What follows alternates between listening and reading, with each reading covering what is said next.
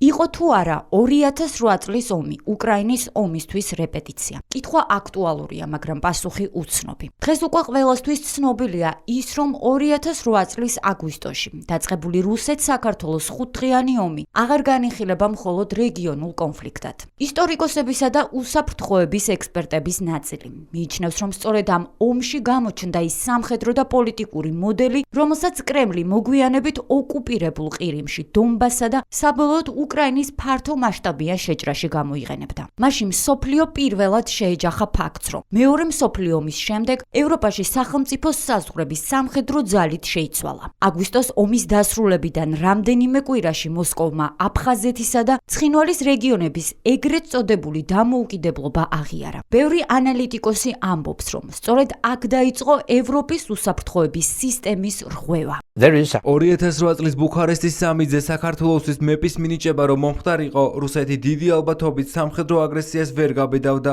იმ გადაწყვეტილების არ მიღება მოსკოვში შტაბ-ბიჭდილება შექმნა, რომ დასავლეთი გაყოფილი იყო. სწორედ ამიტომ 2008 წელი მხოლოდ საქართველოს ისტორია არ არის, ესაა ევროპის უსაფრთხოების ისტორიაც. 2008 წელს მსოფლიომ ვერ გასცა საკმარისად ძლიერი პასუხი. ამან კრემლს აჩვენა, რომ სამხედრო ძალის გამოყენება სერიოზული შედეგი არ მოჰყვებოდა. ეს იყო პირველი მნიშვნელოვანი გაფრთხილება. შეიძლება ითქვას, რომ საკონტროლო გასროლა.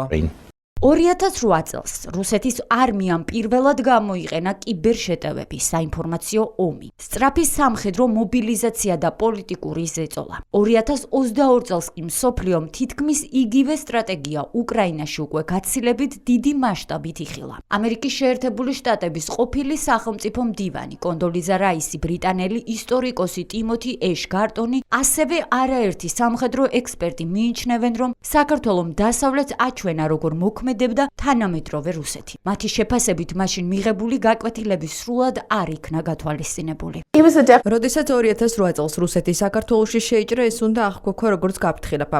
შემდეგ იყო 2014 წელი და ყირიმის ანექსია. ბოლოს კი 2022 წლის სრულმასშტაბიანი შეჭრა უკრაინაში. ეს ყველაფერი ერთი და იმავე სტრატეგიის ნაწილია. თუ აგრესია დროულად არ შეჩერდება, ის გაგრძელდება. 2008 წლის აგვისტოში ჩვენ ვცდილობდით ცეცხლის შეწყვეტას. რუსეთის მაშინდელმა საგარეო საქმეთა მინისტრმა სერგეი ლავროვმა ერთ-ერთ პირობად მიხეილ სააკაშვილის გადადგომაც დაასახელა. მაშინ უკვე ნათელი იყო, რომ კრემლის მიზანი მხოლოდ სამხედრო მოქმედება არ იყო. ის საქართველოს დემოკრატიული ხელისუფლების შეცვალსაც ცდილობდა. რუსეთის ომი უკრაინაში მოულოდნელად არ დაწყებულა. მისი ფესვები 2008 წლის საქართველოში, 2014 წლის ყირიმსა და სხვა ეტაპობრივ აგრესიებში უნდა ვეძებოთ. თუ ამ მოვლენებს ერთჯაჭვად არ შევხედავთ, რუსეთის სტრატეგიას ვერ გავიგებთ. საქართველო იყო პირველი ადგილი, სადაც თანამედროვე რუსული სამხედრო სტრატეგია სრულად გამოჩნდა, ვინც 2008 წელს ყურადღებით აკვირდებოდა მოვლენებს. მისთვის 2022 წლის ომი მოულოდნელი აღარ უნდა ყოფილიყო. 2008 წლის შემდეგ ევროპაში დაიწყო დისკუსია თავდაცვის გაძლიერებაზე, თუმცა რეალური გარდატეხა მხოლოდ უკრაინაში სრულმასშტაბიანი ომის დაწყების შემდეგ მოხდა. გაფართოვდა ნატო, თავდაცვითი ბიუჯეტები მნიშვნელოვნად გაიზარდა. ევროპამ ენერგეტიკული დამოკიდებულების შემცირება დაიწყო, ხოლო სამხედრო წარმოება კვლავ ერთ-ერთ მთავარ პრიორიტეტად იქცა. დღეს ბევრი დასავლელი ექსპერტი ამბობს, რომ 8 აგვისტო მხოლოდ საქართველოს ისტორიის თარიღი აღარ არის. ეს არის დღე, რომელმაც აჩვენა როგორი შეიძლება ყოფილიყო ევროპის მომავალი. საქართველომ გადაიხადა პირველი ფასი, უკრაინა გაცილებით დიდ ფასს იხდის. თუ საერთაშორისო საზოგადოება 2008 წლის შემდეგ უფრო მტკიცედ მოქმედებდა, შესაძლოა ევროპა დღეს სრულიად სხვა რეალობაში ყოფილიყო. საქართველო იყო პირველი სერიოზული გაფრთხილება. მაშინ საერთაშორისო პასუხი საკმარისად ძლიერი არ აღმოჩნდა. ამის შემდეგ რუსეთმა იგივე მიდგომა გამოიყენა უკრაინაშიც. აგრესორის შეჩერება მხოლოდ მტკიცე შეკავებით არის შესაძლებელი. 2008 წლის ომი მხოლოდ 5 დღეს გაგრძელდა.